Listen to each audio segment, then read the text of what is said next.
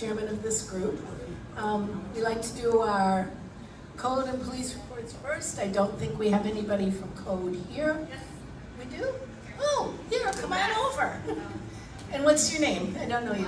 Mariah Quinn. Mariah Quinn, welcome. Thank you. Good evening. I'm just here to talk about the rental inspection program is now back up and running again. So they are taking registration forms again for anybody who's renting property.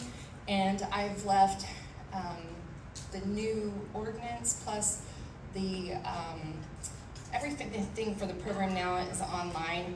And so I've left the instructions on how to go on IMS and find all that information online. So Okay. That's this. yeah, and then I also left June Barnes's business cards on the table next to them because any questions about the program or if you have rental property, or if you're going to make a complaint about somebody who has rental property that isn't registered, then all of those would go through June Barnes. Does anybody? I will tell you that nothing has changed. They still have to register. What has changed is that the inspections are now voluntary. So it's not mandatory to have the property inspected. So they're giving kind of an incentive to property owners that get the inspection done. Then their fee for the following year is waived, so they get a credit for it for having the inspection done. Does anybody have any questions? Great. No? Okay, well, thank you so much. You guys have a good night. Thank you. Is that your phone or my phone? Oh, that's you. I'm so used to having it in my hand. Oh, wait. I think is this you? Okay. All right, next up is Captain Tricia Jones. She's our district captain and always gives us a good report. Well, Yes. the report is Yes, good, the the news report. always sometimes. Yes, the report is good. I don't know how I follow that comedy act though. Good evening. So a lot of neighborhood watch meetings like to know the numbers. These are a 2-week period of how busy our officers have been. So for the last 2 weeks, they wrote over 1,092 reports. Calls for service, over 1,092 calls for service, 175 reports. 96 citations, 23 felony arrests, and 36 misdemeanor arrests. They did 115 traffic stops. For last month, they focused on the Ridgewood area, so each month we pick a problem spot area. Unfortunately, hate to tell you, I guess good or bad, we're moving back over to the beach side for this month, so be aware, we're going to be on North Halifax. Please don't put that out to the public, but we do get a lot of complaints, especially on the north end. It's just wide open, and especially with the A1A construction, everybody kind of bounces back now because the speed limit is higher on Halifax, so we're bouncing back there and hopefully going to issue some citations over there, so you will see us kind of in this area, but a little bit north of University.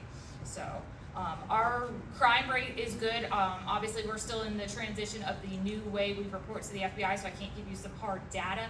But looking at our 2-week period, we cleared pretty much all of our part-run crimes. It's kind of like our progress report. All of our major crimes we cleared by arrest except for 2. And that was a road rage that we just don't have any information on. And the other one was a car break where the person left the car unlocked with the keys to another vehicle in it. So I would just encourage you and get the word out, lock your vehicles. A lot of those are crime of opportunity. I get it, some people say I would rather leave it unlocked so they don't smash my window.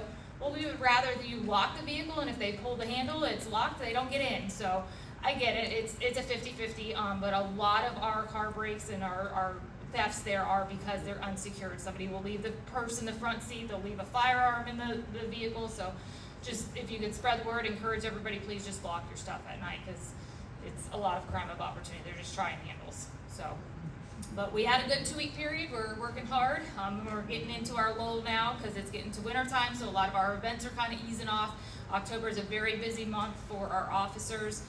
We have Trucktoberfest at the beginning of October. We roll into Biketoberfest, and then we have Cookman Homecoming. So October for the police department is extremely busy. We kind of slow down and pick back up in January. So we're just preparing for all of our events coming up, and that's pretty much it for us. Any questions? Yeah. Yes. When do they project that they're gonna have that data system. The what? The data system that is, we've been waiting for it to come about so you can give. The crime reports? Yeah. So, it was a longer process than we anticipated, so what we actually have to do for each report, we have to look at every report and go back since 2023. So our records division is still doing that. It is very time consuming because they have to look at every report because it's very different of how we report. So what we used to report is basically a hierarchy system. So if you had 3 crimes that happened to the same person in the same day, we would just take the highest crime. Now how we report is every individual crime that gets reported. So you could have one incident that gets reported 3 times. So it is a manual process that they have to go through. We were hopeful by this time we would be up and running, but we are not the only one. The entire state is struggling with that because the new system is just very difficult and very time consuming. So I don't have an answer for you, I'm sorry, because we're just as eager to know too, how are we doing, because that's how we gauge Yeah, 'cause the that success gave of the us an police idea. department. That So. gave us an idea. Yeah, it's still ongoing, so Okay. we are hopeful, we're getting caught up, we're into this year now from backtracking, so that's a good sign. But everybody in the state of Florida is in the same boat. As far as I know, I don't even believe the sheriff's office is reporting yet either. So it's been a big task. That's a good update. Yeah.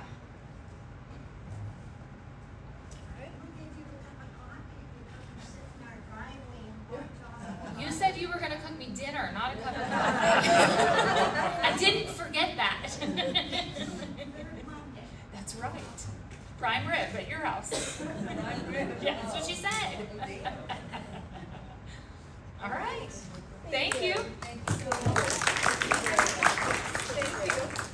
All right, thank you. Next, we have our Treasurer Secretary's report, and that is Jared Hoffbauer.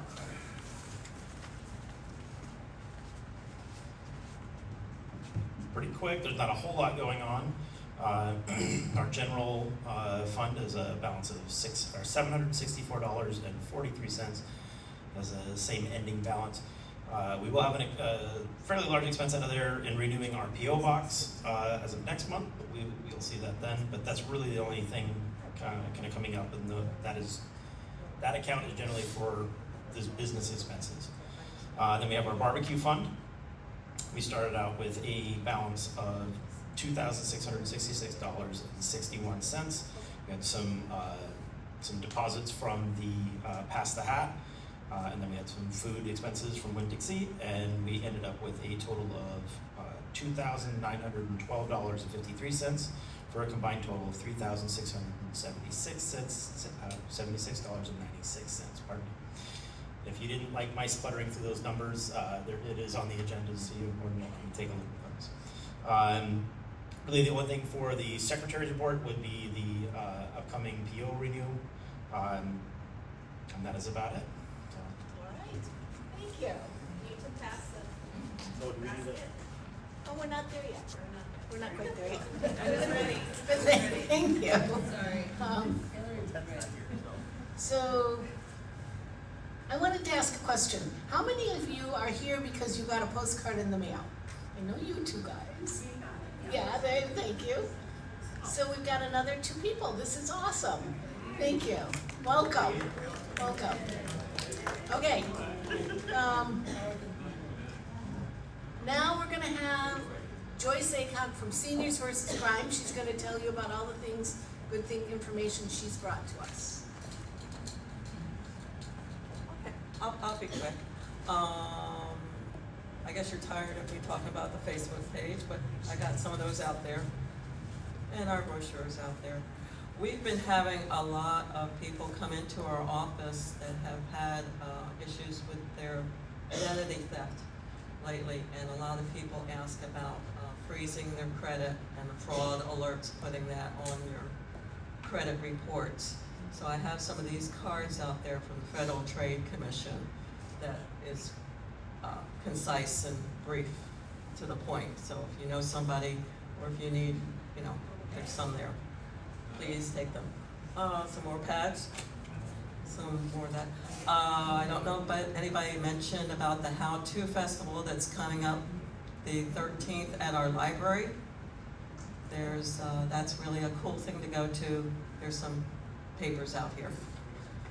And please take a Crime Stopper thing. I do have, oh, I got more of these. These were popular last time too. Where to find help in Florida. A couple of those. A friend of mine, his son, started the new cafe, the Hutch Cafe. I think you've been there, haven't you? It's a good place. Yep. And I told him you need menus. He didn't have menus. Then he did a brief menu, and I said you gotta have the name on there. But anyway, I made up some of these. So breakfast and lunch. Real nice young guy. Where is it? It's okay. Yeah, the address is on there. It's on the corner of Orange and Palmetto, 145 Orange, right across the street from City Hall. It was an old gas station, and he did a lot of work to it. Took him over a year with code and everything to get it established. So please go there, and as soon as he gets more situated, I'm going to have him. He makes really good cheesecake, but he doesn't have the cheesecake on the menu to get, except on the burger. Did you have the burger with the cheesecake on it? That was good. It's called the Hutch, and it has a pineapple cheesecake on the burger. All the meat's fresh and everything, but I'm going to have him bring some samples when as soon as he gets established. So please, I have a supply of these menus in my car. I take them everywhere and pass them out. And he's on Facebook too. Thank you. Thank you. It's also, it's a huge space if you have meetings that you wanna, or if you have a little group that wants to meet there, it is way bigger than you would think. It's true, it is a big interior space. He So- he is having a church group that had asked if he could have a meeting there. And I asked them even if Seniors versus Crime, if we have a group of people that want to, so yeah, he's open to events. open to events, real nice guy. All right, thank you. Now we are to pass the hat. So, where's the hat? Here's the hat. This is where we ask you to please donate to our efforts to feed the first responders during the bike events. We run a cookout with the Lady of Lords Veterans Group and volunteers, and we feed them hot meals when they can't get away, and everybody has to work. So, let's see.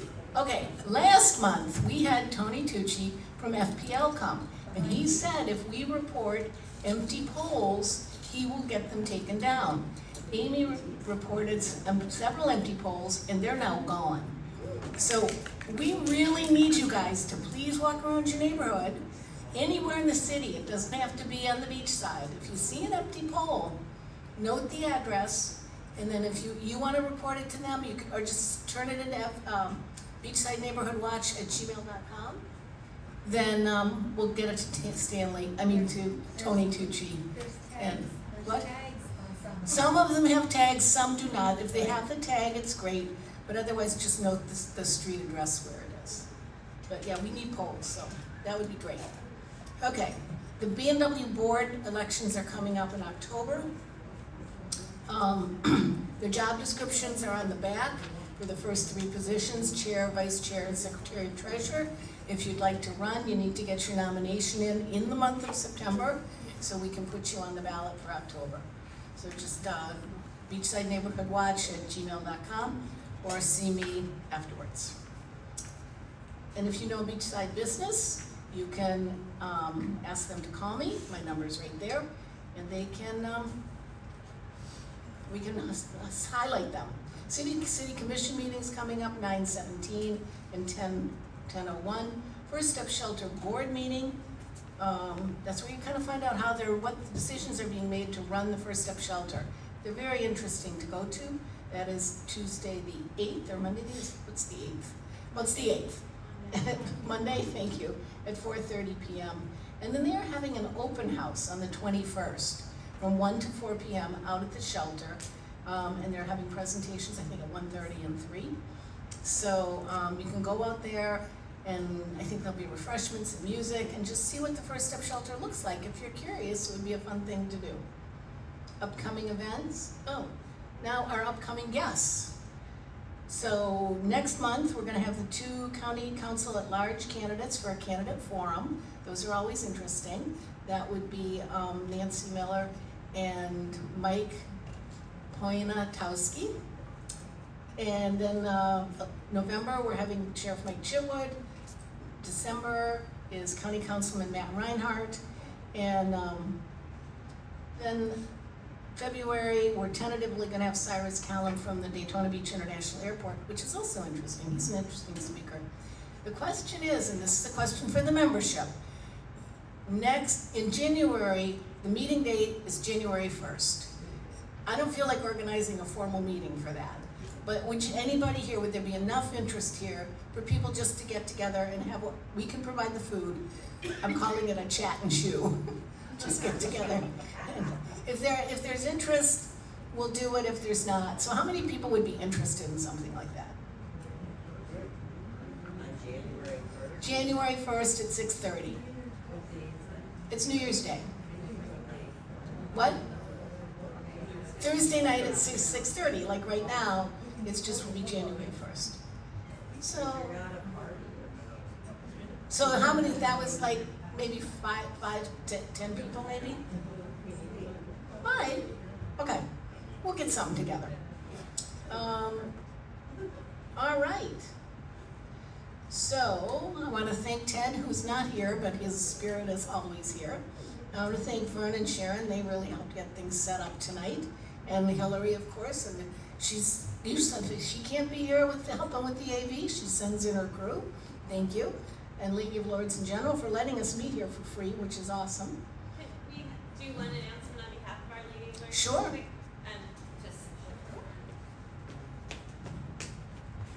So just really quick, every September we participate in something called Back to Church Sunday.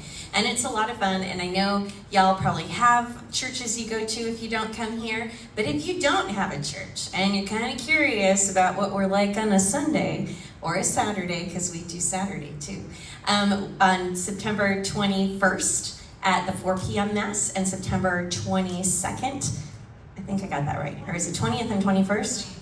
I was like, it came out my mouth and I was like, that's wrong. September 20th, that's Saturday at 4 p.m. and September 21st at 8:30 and 10:30, we have Back to Church Sunday. So come to Mass.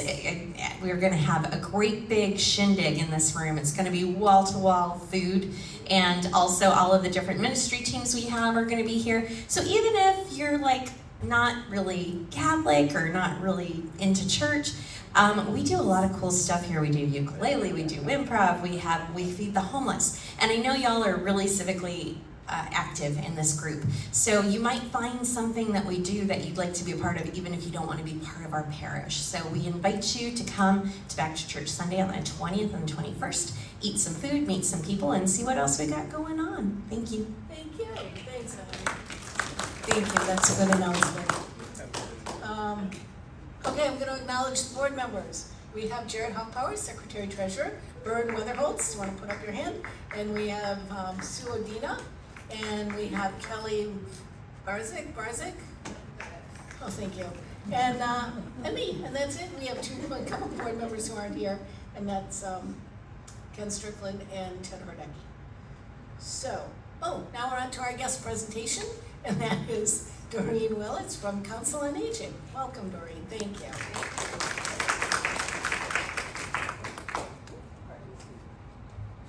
All right, I just have to get situated with my laptop, so excuse me for one moment.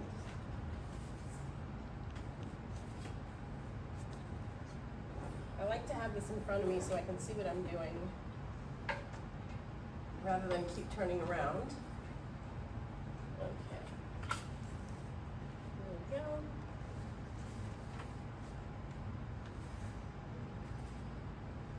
Okay. Good evening, everybody. Can you hear me okay? Yep. How's everybody doing tonight? Great. Wonderful. I think it's terrific what you're doing in your community. I am very impressed. I've never been part of a neighborhood watch. I've never been part of a meeting for a neighborhood watch, so I think this is really, really cool what you're doing. So as Ann said, my name is Doreen Willett. I am the Community Engagement Liaison for Council on Aging of Volusia County.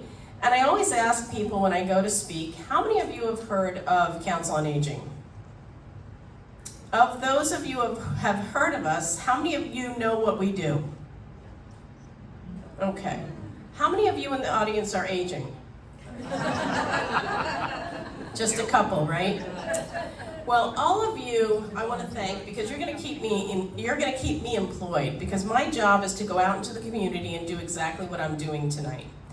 So, one of the misnomers about Council on Aging is that we are a part of Volusia County's services. We are not. We are not an arm of Volusia County. We are a standalone nonprofit agency that's been around for almost 60 years. And we provide non-medical services to seniors in their homes to help them remain in their homes for as long as possible. That's a lot. That's a lot in one sentence, but it's basically what we do. So everyone's heard of the Meals on Wheels program, right? It's a nationwide initiative, and we are the agency here in Volusia County that's responsible for that program here. And we do that with the help of course, amazing volunteers. But we do that in 7 sites across Volusia County, and 4 of them are here on the east side of Volusia County. We're in Ormond Beach, Daytona Beach, Port Orange, and New Smyrna Beach. And then on the west side, we're in DeLand, Deltona, and Orange City. So what is a dining site? A dining site is a place where we run a kitchen that, I should stop there. We don't actually cook and prepare the food there. We used to do that prior to COVID. We partner with a company called GA Foods right here in where I am in Daytona Beach, right down the street from our offices on Fentress Boulevard. They prepare the food every morning that's delivered to our Meals on Wheels clients, but it's also the food that is prepared and given to our clients who actually have transportation that can come to the dining sites. So what do I mean by that? So part of our initiative and part of our program is to provide a place for people who can come together and leave their homes and come together and engage with other people. Because as you may know, engaging with other people and remaining a part of your community is very, very important as we age. The Surgeon General did a study a couple of years ago that stated literally that people who are, especially seniors, who are not engaging and who find themselves isolating can be the equivalent of smoking 15 cigarettes a day. When I read that, I was shocked, but it's true.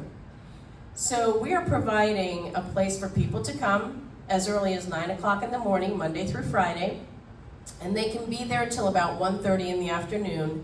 They're served a meal at 11:30, but up until that point, they engage in activities.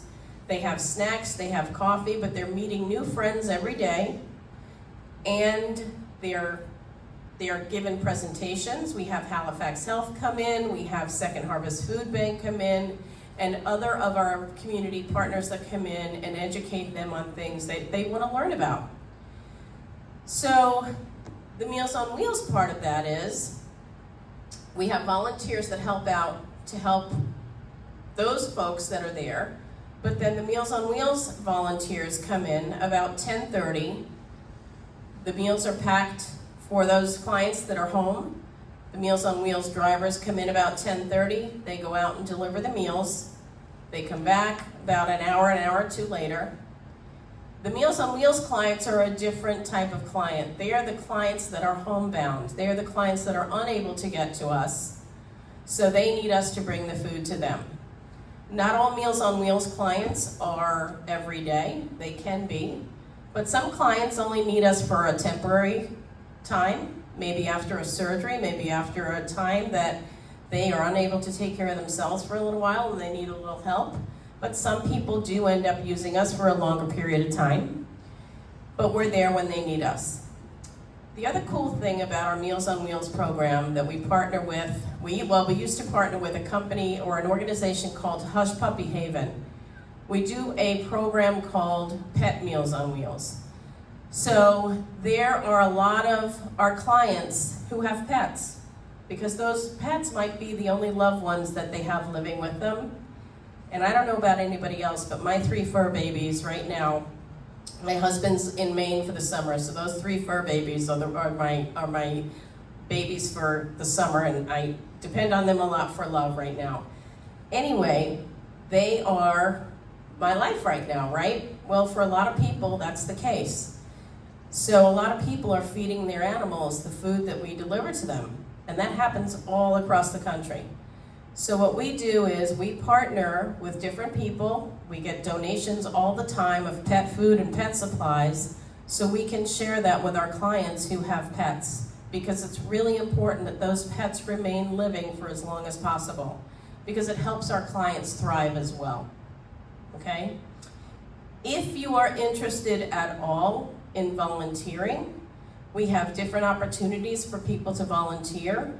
This might be a really good opportunity as a group. We have what's called an adopt-a-route, where a group of volunteers come together as a team, and then they alternate folks on a day of the month where they pick up a day, and different people will rotate in and out throughout the month. It's something to think about if you're interested. I do the volunteer recruitment as well, so you can contact me. I have a bunch of brochures up here. One thing I like to make clear is like I'm talking to you right now, this talk might not be directly for you. This talk might be for a loved one. It might be for a neighbor. So any materials that I leave here today, please share them with anybody that you think could use them, okay? I have information about our services. I have our locations. As I said, we have 7 locations across Volusia County, and 4 of those locations actually have senior centers. So the senior centers are more activities driven. While I said we have activities in the dining sites, the senior centers are very activities driven. So they're more into art classes and games and puzzles and maybe exercise classes and you name it. They're doing lots of activities at the senior centers. So one of the things that I'd like to do to take the opportunity to do, and that's why I brought our website up, if you'll indulge me, is I'd like to bring up, if I can do it, just so I can give you an idea of what a menu looks like. What our menu looks like for, now I have a feeling this is going to say August, so I have to apologize. Yes, it does. When the person changed the menu the other day, she didn't change the add-on. Can everybody see this okay? So although we're looking at August, but this just gives you an idea of what the menu is. Now this is a menu for all of the sites. Every site gets the same food. All of the Meals on Wheels clients get the same food. The people that are in our respite program, that attend a respite site, and I'm going to talk about that in a few minutes, they get this lunch as well. As you can see, on August 6th and every month, once a month, we have a birthday celebration, which means cake. Who doesn't love cake? So our Meals on Wheels clients get a piece of cake delivered to them at home as well. But this just gives you an idea of the variety in our menus. Can you read one of them? Oh, I'm sorry, sure. So let me see if I can make it a little bit bigger so you can. Okay, so let's see. How does pork loin with brown gravy, Brussels sprouts, potato onion souffle, oh my gosh, that broke really big. Whole grain bread with buttercup, I don't know what that says, it's gone too far for me. Okay, seasonal fresh fruit and some milk. Then we had diced chicken with yellow rice, zucchini with onion, black beans. So everything is very nutritionally balanced. We work with a nutritionist to create the menus. So, okay, anybody have any questions about the menus at all? Okay, the next thing I want to bring up, if you don't mind, I keep looking up there and I should just look at my laptop, that's why I do this. Is,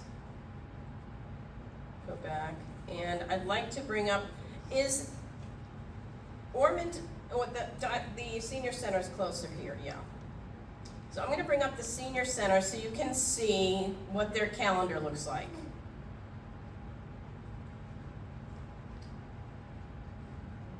Okay, nope, that's the wrong calendar. I brought up the dining site calendar rather than this one, there we go.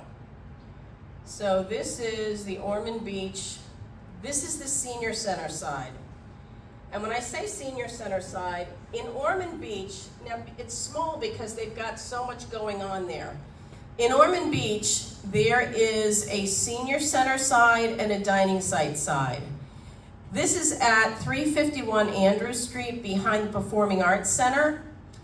And this particular site isn't in one room, it's in multiple rooms, but it's in the same building.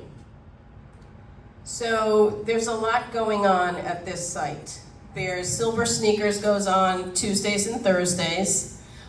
Big bingo day on Fridays from 12 to 3. That's a big, huge bingo day. But there's lots of card games that go on. There's all kinds of games that are going on. There's pool tables there. There's a lot going on at that center.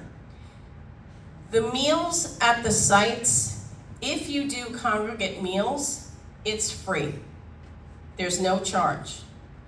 If you would like to become a member of the senior center, it's $50 a year, and you can attend any senior center, any of the 4 senior centers I talked about. The senior centers are located in Ormond Beach, New Smyrna Beach, Orange City, and Deltona. Now you think, well, I'm never going to go to any of those other centers, but you never know. You may. If you're in Deltona, you think, oh, I want to check out the center at Deltona, which is a beautiful center, and it's a very lively center. You can do that.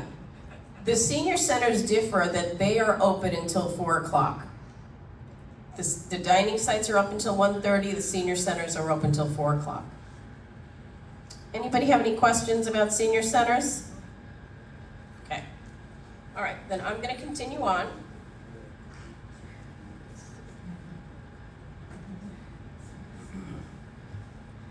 So obviously this is our website, and I'd like people just to have a look to see what is available, what kind of information is available for them if they need it. Our services shows a menu of our services, obviously the senior centers and dining sites, ways to give, ways to get involved. Our volunteer application is available there. News and events, we actually have a dance coming up next Friday night. It's a fundraiser for our organization if anybody likes to dance. It's called Dancing Through the Decades. It's on Friday, the 12th of September. It's at the Hilton Daytona Beach Oceanfront, and from 6 to 10, but there's a cocktail hour that starts at 5, but there's information here about that as well, and then contacting us.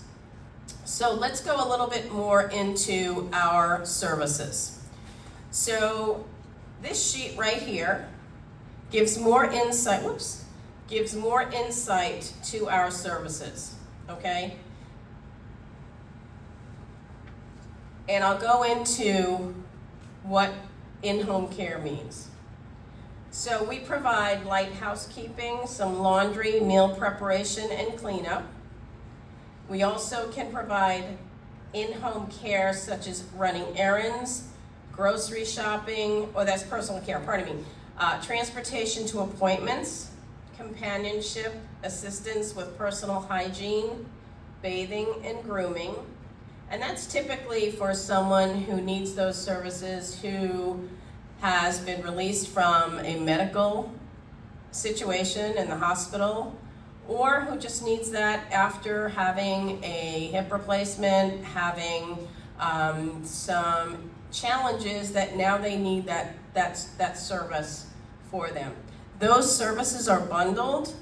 I am not the person that takes calls for that.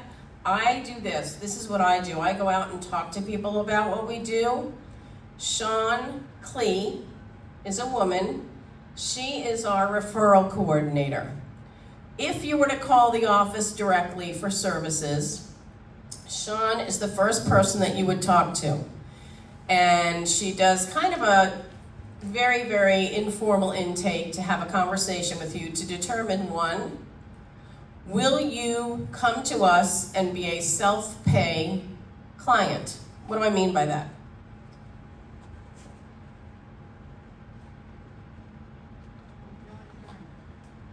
A lot of our clients go through our grant program. And our grant program comes to us through government funds that funnel through ElderSource. Has anybody ever heard of ElderSource in Jacksonville? So ElderSource is our funding partner. They're a council on aging that oversees 7 councils on aging, including ours, in the Northeast corridor of Florida.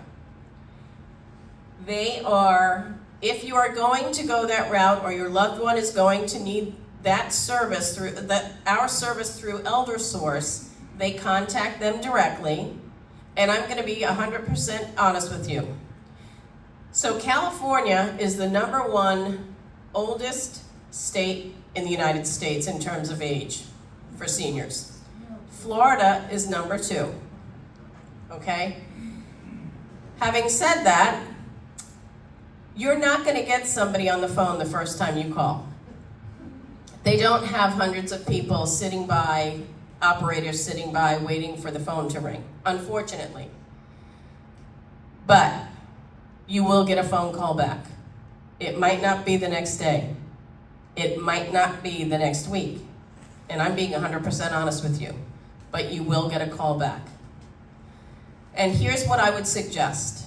If everybody in this room who is over the age of 60 is 100% well and in good form, make the call now and get on the list now. And you know why I say that? Because you can answer questions such as, what is your name? What is your date of birth? What is your address? What is your social security number? What is your income? All those answers can be readily answered with no issue.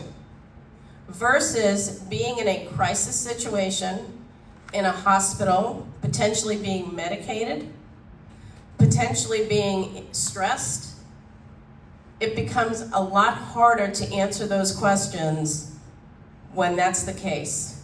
So when I say get on the list now, you're in a better position that if you have that life change, where you are in a situation where you need to make that call, you don't have to go through that intake process. You're already in the system and you can say, I need your services now. Okay, Mrs. Smith, I see that you're in our system. I just have a couple of questions I'd like to ask you versus go through that 45-minute interview. Does that make sense? It's a lot easier, I promise you. So in this brochure, for people who need to go through that grant process, how do I get started? #1, call ElderSource. Okay? So that's there. Does ElderSource cover Orange County too, or is it just, you said the Northeast? It's the Northeast. All right. They are different, they're in a completely different area. Okay. Yes.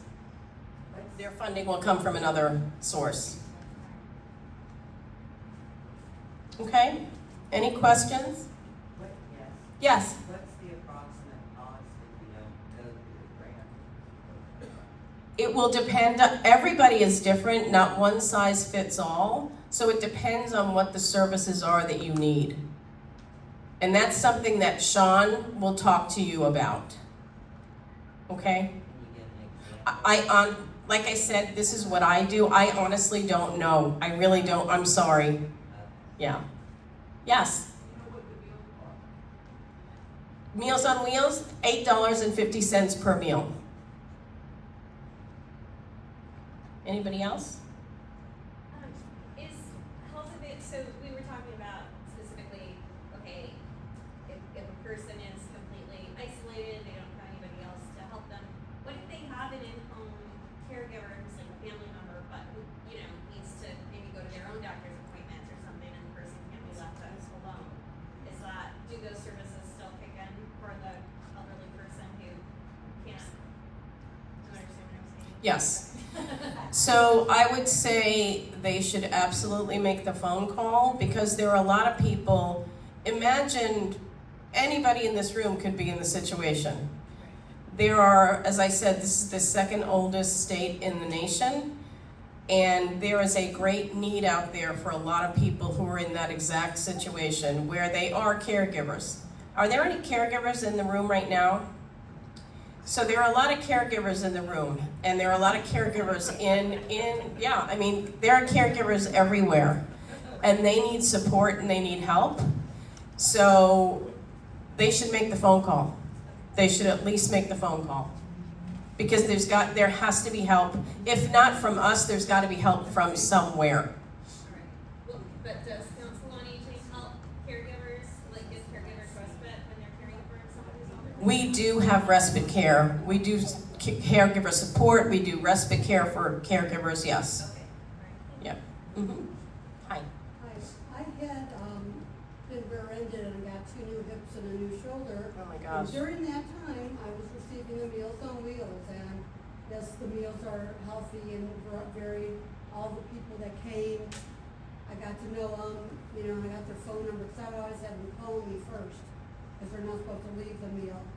No, we're not supposed to leave the meal because we have to leave, it has to be delivered at a certain temperature. But no, also, besides the food, you don't want them to get sick, then they know you're home, and they Yes. call you, they check on you. So, being that at that time, I wasn't totally alone, but I had a roommate who was always working. So, during all my surgeries, I got groups for that. Now, is there still a long wait list to get the meals? It was a long time. it depends on funding. Okay, and so, and also, I don't understand in Jacksonville, you signed up for what? To get on the list for what? Because the funding goes through Jacksonville, the funding has to be funneled down to us in order to provide services in Volusia County. But if I'm in the system already from having that surgery, I don't need to call. You don't need to call again. You shouldn't have to call again. But yeah, all the drivers were wonderful, and the food is good. I mean, there's some that aren't, but I mean, it's. Yeah. And they do a survey, what you like and what you don't like. Mhm. And they try to do healthy stuff, You make a good point, and thank you for stating what you Yeah. stated. So, getting the food out to our clients who are homebound is a way to do a wellness check. Because we want to ensure that our clients are, because we might be the only people you're seeing. You may not be seeing, they may not be seeing anybody else. So that friendly face that's delivering that meal is a good thing for them. Every day they might see the same person. There are some people that deliver every single day, or they might see someone different every day. But there are people, and I've delivered meals myself, they will be literally waiting at that door because they know it's like clockwork. They know they're waiting. Yes? Okay, and I know they used to give on Friday 2 meals for the weekends, but they stopped there. Is that due to funding? It's due to funding. Okay. Yes. So for those of you who have heard about the Older Americans Act, the Older Americans Act is funding from the federal government, and that is something that we are hoping that does not get cut. But we do have to watch our funding for the Meals on Wheels during the week. So we had to cut the weekend meals, but weekend meals are being delivered by another source, not by us, but it's through us, but provided by another vendor for us. Is that Food with Care? Yes, Food with Care, yes. And they were coming, they added that on every 2 weeks with some other meals. I don't know if that's how you get approved for that. I had that for a while. I would say if you need that, or in the future if you need that, that would be discussed with your case manager. Yes, that's discussed with the case manager. So, yes. Are you saying then you have to call Jacksonville Mm-hmm. before you would get any services here? If you're going to go through the grant program, if you have income to pay for services here, you would go through us directly. If anyone needs to go through the grant program, they would need to contact ElderSource. But if you wanted to call here and find out, Sean can direct you one way or the other. Of course. Anybody else? Okay, I'm gonna go ahead and move on.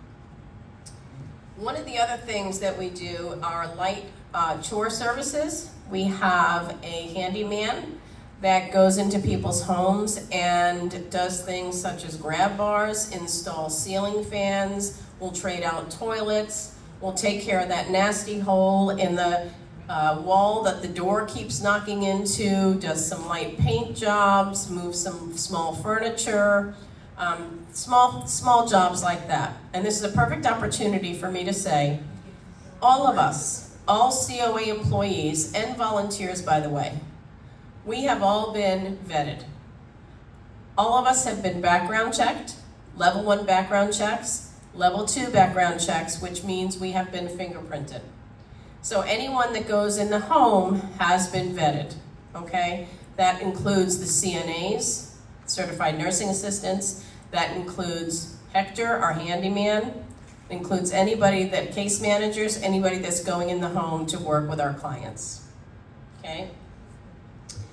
The handyman services are $55 an hour, plus the cost of any materials that are needed to do the job.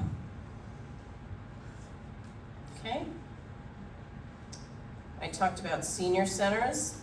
One of the other things that we do is we have a guardianship department. It's almost kind of like a separate piece of our business. And guardianship is really almost the last resort in terms of services for an individual. They are not living in their homes any longer. They are in a facility.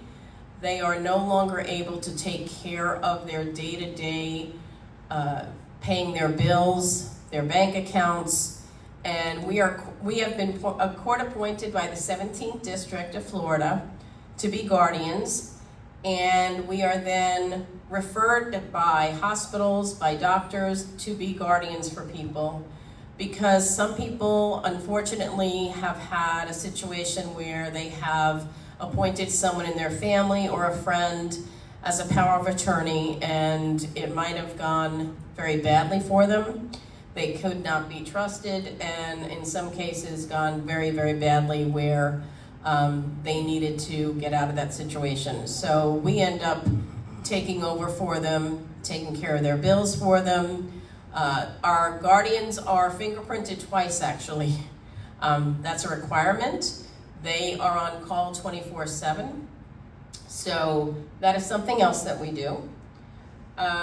Respite services. Respite services are a service that we provide for our clients who have the onset of dementia, Alzheimer's, or Parkinson's disease. We have 4 locations, 2 on the east side, 2 on the west side. We're at Prince of Peace Catholic Church. We're at Grace Episcopal in Port Orange. And we're in Orange City and DeBerry. And I have the locations on a pamphlet. And this is a perfect opportunity for people who are caregivers to be able to drop a loved one with a program manager and volunteer where they're engaging in activities. They are served the lunch at 11:30. They can be there from 9 in the morning until 3 in the afternoon, as many days a week as they want to be if they want to go to the different sites. And then we have a caregiver support group twice a month that meets as well at Prince of Peace and in Orange City. Anybody can go to that. They don't have to be related in any way, shape, or form, have any affiliation with COA, but anyone who is a caregiver for anybody can get involved in our caregiver support group. We understand and know what it means to be a caregiver and how caregiver burnout is very, very real, so we're providing an outlet for people to be able to take advantage of that. So we encourage people to learn more about that as well. We have a telephone reassurance program where we contact people who don't necessarily come to our sites and don't get out, but are maybe some Meals on Wheels clients or other clients who don't get services, but just want a phone call to be checked in on. It was a program that actually grew exponentially during the COVID pandemic, as you can imagine, as did our Meals on Wheels program. But it was a really good way for us to check in on our clients, help them to stay engaged, make them feel like they were still relevant and cared for. It was a really, really good program that our volunteers stayed involved with as well, that still stayed involved with their clients that they would go see for the Meals on Wheels program, as well as some of our staff. The last thing I want to talk about is our community loan closet. We have a loan closet. It's really a warehouse of medical equipment. And a lot of the medical equipment is either brand spanking new, or it's been used once or twice, or maybe used for a couple of months, or maybe 6 months, but it's in really good condition. And we get anything from canes to crutches to hospital beds to rollators to walkers to you name it.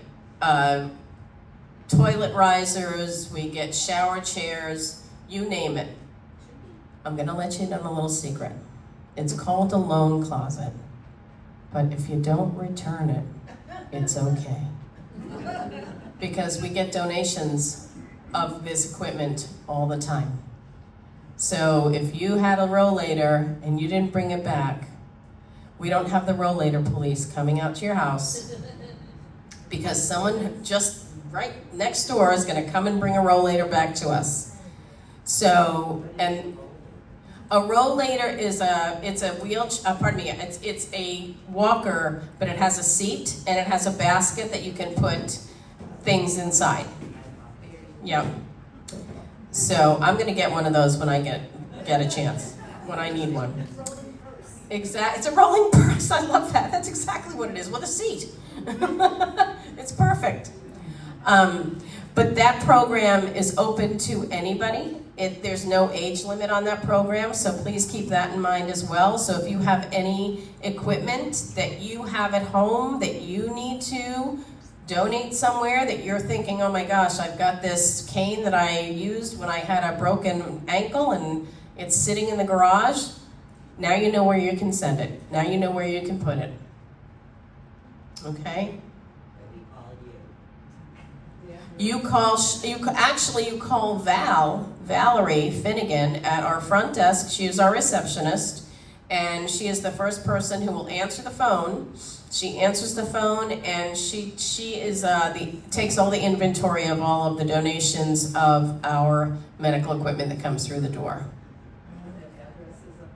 Everything's up there. My card is up there. All of that information is up there.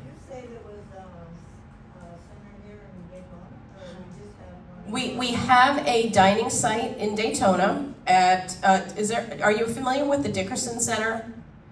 Yep, we have it at the Michael A. Brown building. It's a smaller building on that campus. That's our dining site.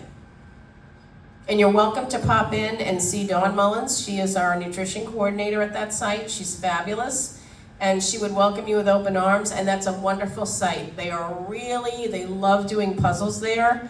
They do chair yoga there. They have a lot of very lively people. They play bingo. It's a great site. It's not a senior center. It is strictly a dining site, but they have activities. They do diamond art. They do some different things there. You said this was in the Northeast. Is there another group out of Flagler? So there in Flagler, the county is the council, operates their council on aging. It's different everywhere you go. There are councils on aging. They might not be called a council on aging, but there are senior support services of one kind or another all over the country. They just might not be called councils on aging. So.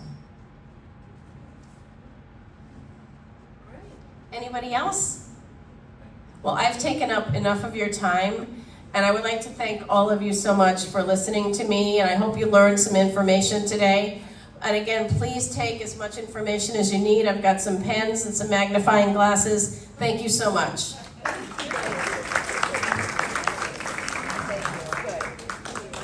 Thank you so much.